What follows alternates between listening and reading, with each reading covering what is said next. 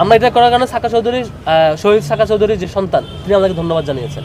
আর আপনারা বলছেন মানে কেউ যদি এটা অন্য বক্তব্য দেয়, এটা ওই যে মানে এটা ছাত্রদলের পুরো অংশ বলছেন বলে আমি বক্তব্য দিব না, মানে আমি মন্তব্য করবো না। ছাত্রদলের ছোট্ট একটা অংশ ছাত্রদলের উপর ভর করার চেষ্টা করতেছে, সেই বামপন্থী অংশটা যারা আওয়ামী লীগের উপর ভর করে আওয়ামী লীগের চূড়ান্ত পরিণতি করেছে, তারা ছাত্রদলের উপর ভর করার চেষ্টা করছে। আশা করি ছাত্রদল এই ব্যাপারে সতর্ক থাকবে বলে আমি বিশ্বাস করছি। ফেসিবাদের যে সকল বড় বড় স্টেক হোল্ডার ভিকটিম ছিল, তার মধ্যে শাপলার শেষ শহীদেরা, শাপলার আহতরা সব অন্যতম বড় ভিকটিম।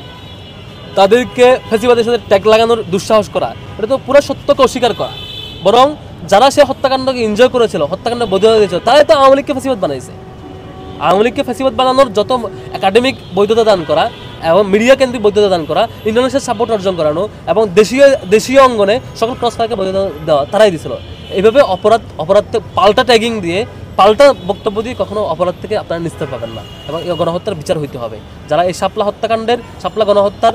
হত্যাকাণ্ডে যারা বৈধতা উৎপাদন করেছিল, যারা সাপোর্ট দিয়েছিল, তারা এই শাহবাগে মব তৈরি করে বাংলাদেশকে অস্থিতিশীল করে শেষ পর্যন্ত ফ্যাসিবাদ কায়েম করে, যারা দিন দুপুরে শতাধিক মানুষকে একই দিনে হত্যা করাকে যারা জাস্টিফাই করেছে, পরবর্তীতে সেই হত্যাকারীরা এটাকে বৈধতা পেয়ে খুশি হয়ে পরবর্তীতে জুলাই আগস্টে এসে হাজার হাজার মানুষকে শহীদ করেছে এবং সেটাকে যারা এনজয় করেছে, এই দায় এড়াইতে পারবে না এবং তাদের মতামত উৎপাদনকারীদেরকে এটার পানিশমেন্ট এবং জনতার মুখোমুখি নিশ্চয়ই একদিন না একদিন হইতে হবে।